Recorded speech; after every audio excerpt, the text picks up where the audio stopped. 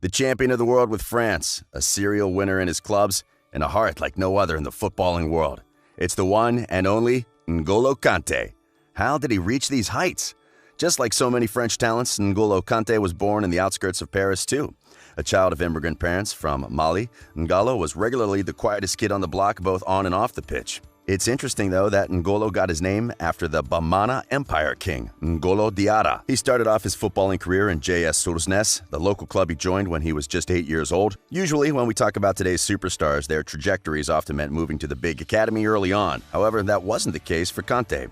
The determined midfielder was always quiet and selfless, doing quite literally everything to help his team win, even if it meant putting himself completely in the shadows. It's for this reason that Kante remained at his first club for a decade before he moved to Boulogne. The only reason he got the second division Boulogne was his childhood club's president, who pulled some strings in order to help Kante move to the next level because, according to his coach at the time, Kante was too small and unselfish that he hardly ever got noticed. His first real season came in 2012-13 when he played in the third division for Boulogne, who were relegated the season before. Kante played almost every match of the league campaign, and his solid performances recommended him to the second division Cayenne. However, unlike most footballers would in his place, Kante never forgot about school. At 21 years of age, parallel to winning football matches, N'Golo studied whenever he wasn't running.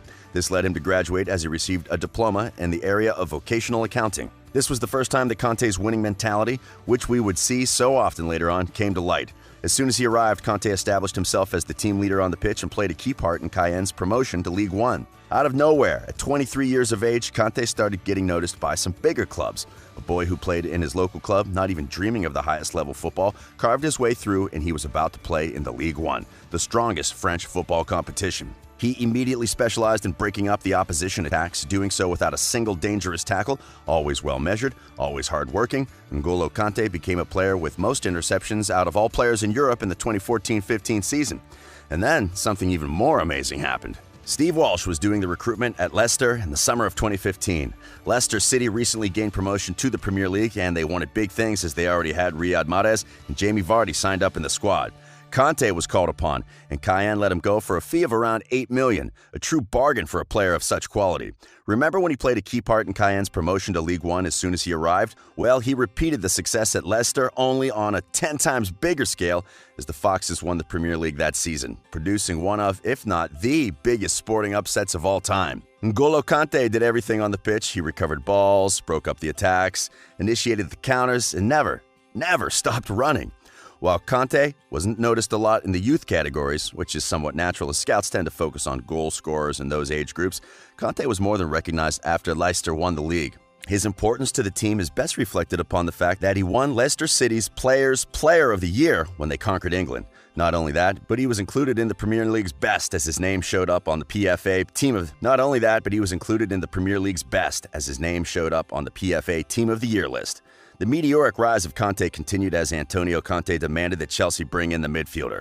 Once Kante joined Chelsea, he did what he does best. Kante helped Chelsea win the Premier League, thus succeeding Leicester as the champions. The only common denominator for these two sides? Yeah, that's right, N'Golo Kante.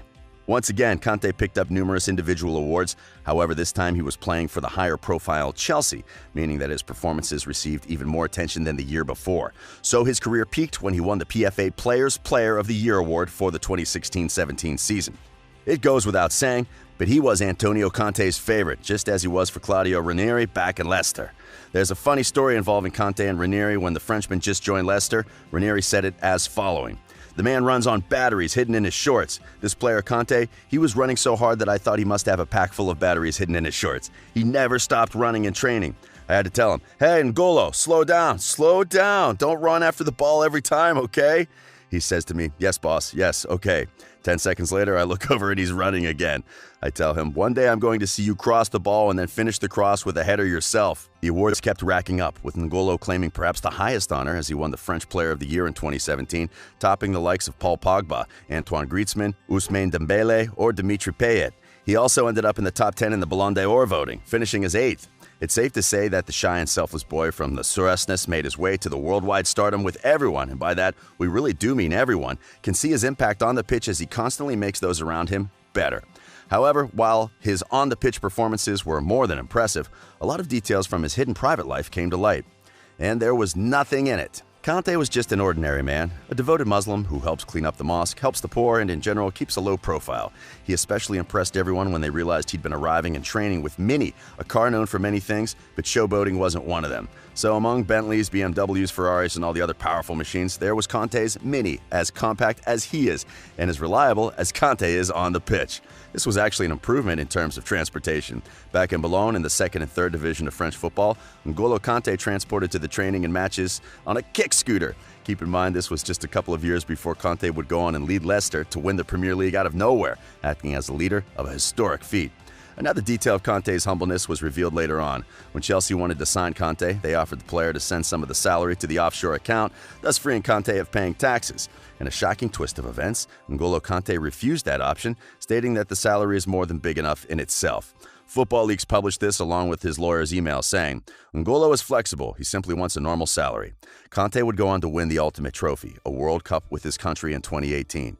Another funny scene ensued as the players were celebrating the trophy after the final. Kante was perhaps one of the best performers in the tournament, but he definitely wasn't the loudest. So as everyone was celebrating, Nzonzi noticed that Kante didn't even touch the trophy. The midfielder stood in the back all the time, allowing others to take the glory, fame, and take photos. So Nzonzi basically had to force Kante to take the photo with the World Cup trophy, as the humble N'Golo didn't want to do it himself. Kante created a dynamic midfield duo with Paul Pogba, as the two were by far the most important players in the squad, constantly recovering balls and launching the counterattacks.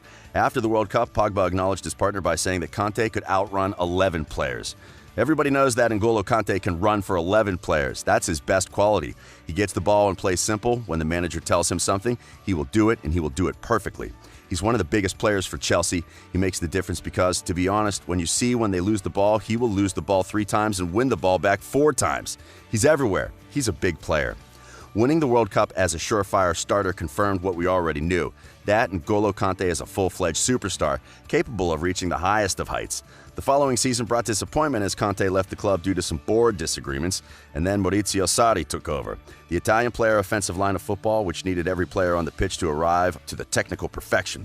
This was in contrast with his previous Premier League managers, as both Ranieri and Kante relied on the counterattacks and defense, which allowed Kante's talents to fully shine. However, he now had to adapt as Sarri constantly repeated that he wants more from Kante on the ball. For the first time in England, N'Golo was properly challenged, and he took it on. Kante improved his ball handling skills drastically, making the most out of his low center of gravity and speed, at moments making himself look more like Messi than Makelele, a player he was often compared to due to the defensive midfielder similarities. Kante actually modeled his play after Lassana Diarra, a player famous for wearing the number 10 at Real Madrid, despite having almost none on-the-ball skills. Despite some other players having a head start with their skill set, Kante once again imposed himself with only hard work and selflessness and gained the starting spot at Chelsea, which he wouldn't let go.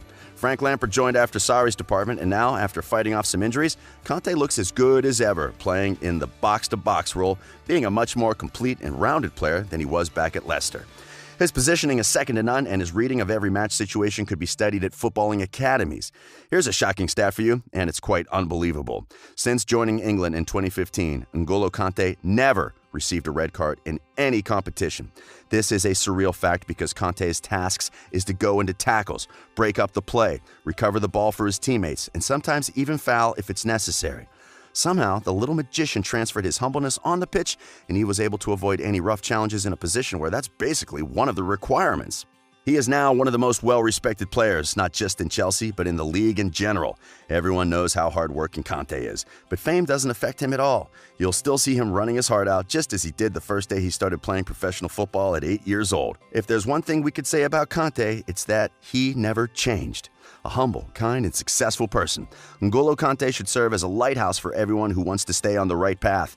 He'll often be seen riding a bicycle, just enjoying life but never imposing himself upon others or letting the fame and money get to him. Never forget your roots, because one thing is for sure, N'Golo never will.